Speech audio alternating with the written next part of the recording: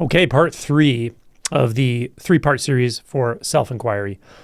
As I mentioned in the first 2 videos, I've broken this down into 3 parts. One is what precedes the inquiry, what to do during the inquiry, and what comes after the inquiry.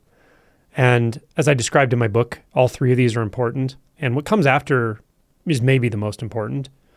Maybe not, but it's surprisingly important. And as importantly is what you don't do after. And I've talked about this in every video, and I'll say it again here, is once you ask the question, you're not looking to conceptualize. You're not looking to think about an answer. You're not looking to form a map. You're not looking to arrive at a thought-based answer of any kind at all. Now, I'm sure you've heard me say this, or many people have heard me say this multiple times, but I want to say it maybe slightly differently in case there's someone listening for whom it has not landed yet. And that is almost all the time, pretty much all the time, when we're asking questions in usual contexts, asking a question of your friend or your partner or your children or your parents, when somebody's asking us questions, whether it's your boss or a coworker or your lover or teacher, whoever's asking you questions, whoever you're asking questions of, you're essentially always looking for a thought answer. You're almost always looking for a verbal answer, a confirmational answer, a conceptual answer, something that is easily characterized by thought, right? So it's totally natural to expect to use questions to gather information, to gather knowledge, to clarify something conceptually. So we just have a habit of doing it. And it's totally natural when we've been doing this all our life that we're going to try to apply that to any time we ask a question. But this is has a very, very different feel. And the very different feel comes in really after you ask the question. If we ask a question that's conceptual, like I described of a friend or a partner or a boss, after we ask the question, we're in this kind of mode of receptivity with expectation. Like I'm receptive, I'm listening, hopefully. I mean, sometimes people ask questions they're actually not listening. That happens too. But hopefully, when you ask a question, you're actually looking for an answer from someone. And you're receptive. Like I'm waiting for that person to do something. I'm waiting for incoming information of some kind, whatever it is. But also we have expectations. Meaning if I ask you, what color are you going to paint your nails? I have expectations. I'm receptive to the answer, but I have expectations you're not going to say Tuesday at 4 p.m. or Jack the Ripper.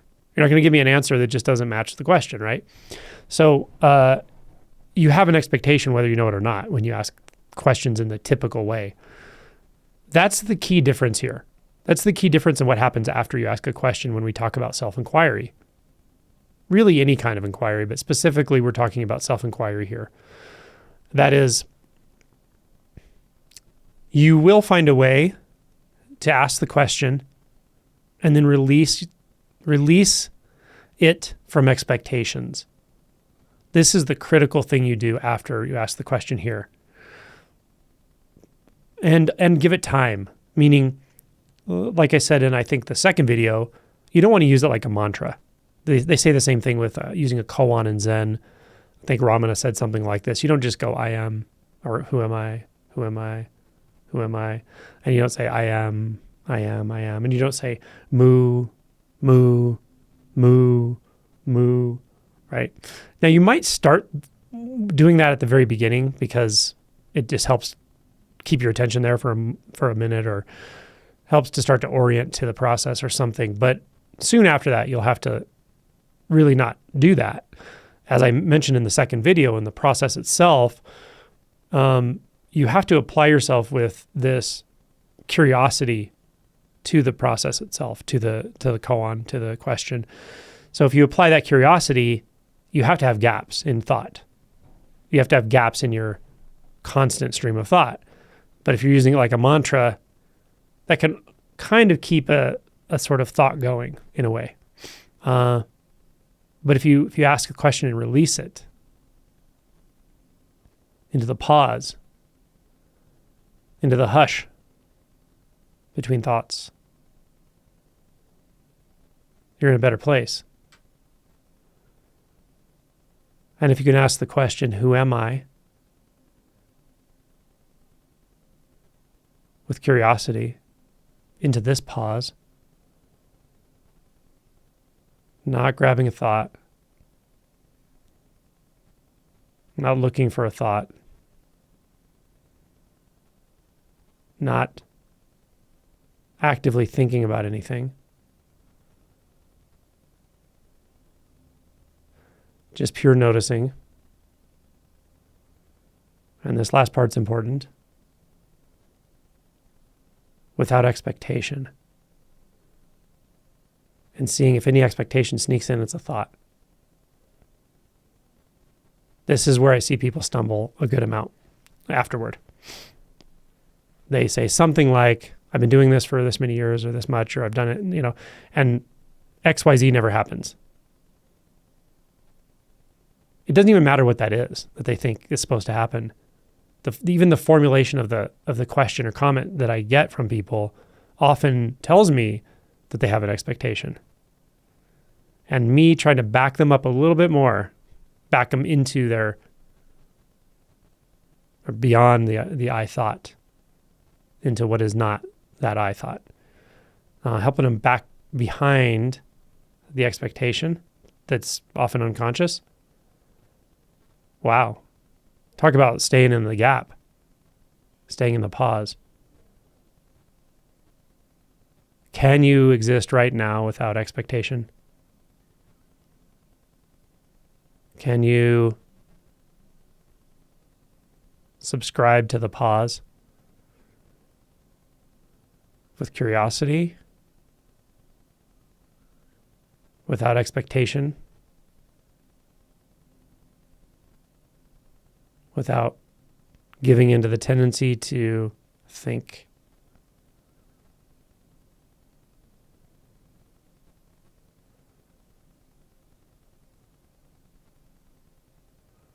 Are you willing to just see what happens to your experience when not a single thought arises?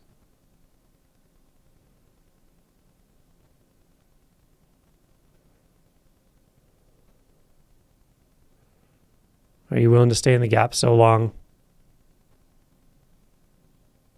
that you forget about gap? You forget about any expectation.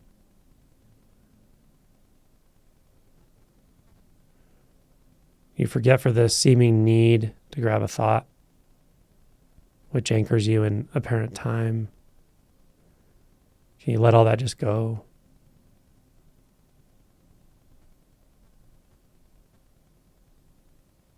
Can you really surrender to this?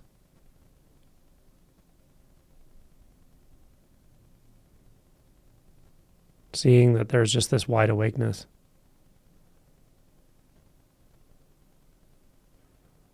Without need to self-reflect through thought.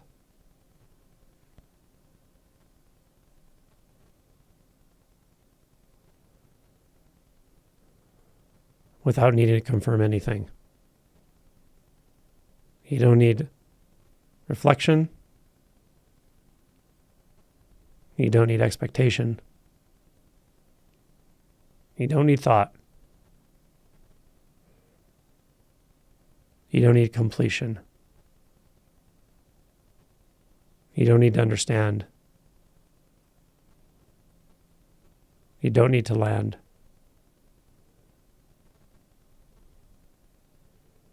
You don't need to realize anything.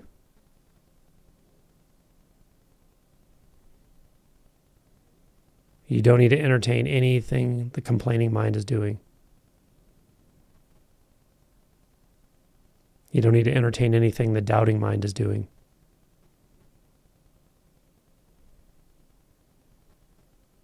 You don't need to entertain anything the self-absorbed thoughts are doing. Seeing that's not you. What feels like you, what sounds like you, what seems to refer back to you in thought, None of it matters. Can you stay here?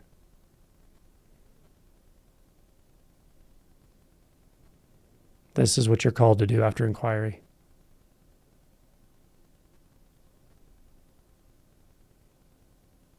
It's a whole lot of nothing in one way,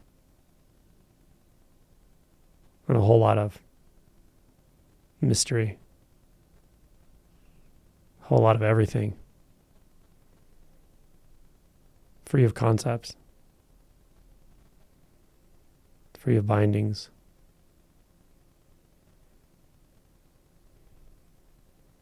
free of problems, free of needs, free of unmet needs, free of spiritual concepts,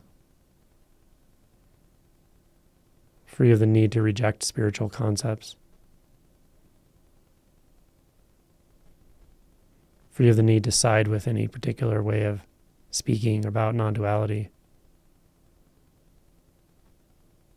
free of your life as you know it, free of your adulthood,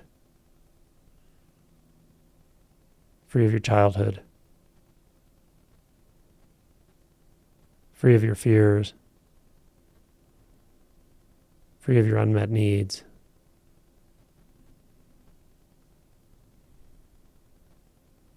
free of this or that,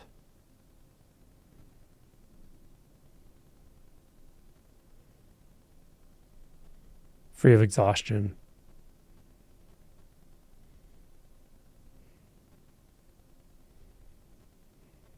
free of having to decide,